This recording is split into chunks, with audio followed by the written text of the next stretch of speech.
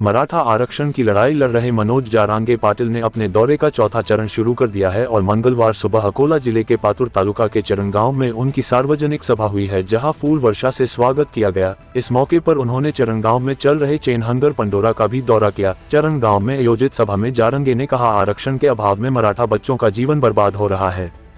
तुम्हें यह विलासिता मराठों की जान की कीमत पर मिली, अगर मराठाओं ने इसे दिल पर ले लिया तो वे किसी को नहीं बख्शेंगे। दूसरी तिथि को व्रत खोलते समय लिखा जाता है, अगर इसमें बदलाव हुआ तो आपके लिए मुश्किल हो जाएगी। मराठा आरक्षण आंदोलन के नेता मनोज जारांगे ने सरकार को चेतावनी देते हुए कहा कि जिन जातियों को आरक्षण मिला है उन्हें उन गरीबों के लिए बहाना नहीं बनाना चाहिए जिनके पास आरक्षण नहीं है, उन्हें कम मत समझो। राज्य सरकार को ये भी ध्यान देना चाहिए कि अगर 24 दिसंबर को आपने आरक्षण नहीं दिया तो आपके लिए मुश्किल हो सकती। मनोज जारांगे ने चेतावनी देते हुए कहा कि इसके खिलाफ जाने वालों को हम कभी नहीं बख्शेंगे। इस दौरान मनोज जारांगे ने कई संदर्भ देकर मंत्री छगन भुजबल की आलोचना की। गिरीश महाजन को भी गिरफ्तारी का मुद्दा उठाया। जारांगे ने कहा, गिरीश महाजन देवेंद्र फडणवीस को मुसीबत में डाल देंगे। अब विदर्भ खानदेश में यह अपील करने के लिए यात्रा कर रहा हूं, उन लोगों के पीछे खड़े हों जिनके पास आरक्षण नहीं है। वे कह रहे हैं कि यहां आने के बाद से ओबीसी में आने वाली छोटी जातियों को लाभ नहीं मिल रहा है।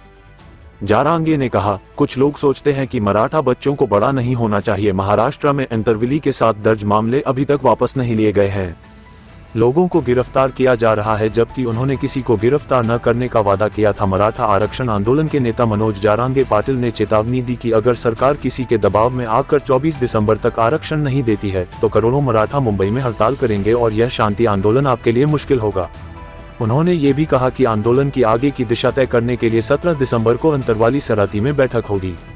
अब हमने दंड और मांड्या थोपट करके न्याय के लिए किसी भी हद तक जाएं, मुंबई आओ, लेकिन हिंसक आंदोलन से काम नहीं चलेगा और शांतिपूर्ण आंदोलन से ही काम चलेगा। आरक्षण के फैसले की प्रक्रिया आ चुकी है और 32 लाख मराठों के घर सर्टिफिकेट जा चुके हैं। इसलिए जारांगे ने अपील की है कि कोई भी हिंसक विरोध प्रदर्शन न करे। जारांगे पाटिल ने बैठक में ये भी मांग की कि सरकार को इस सवाल का जवाब देना चाहिए कि हम पर हमला करने वाले सभी अधिकारी हमसे क्यों जुड़े हुए थे। NTN न्यूज के लिए चरण गांव से MD जुनैद की रिपोर्ट। धनगर बांधवांच्या गावखेड्यातल्या सर्व बांधवांना विनंती आहे, तुम्ही आमच्या सोबत यावं म्हणून आम्ही म्हणत नाही। आम्ही एकटेच 50-55% आमचं आरक्षण मिळवायला आम्ही खंबीर आहे,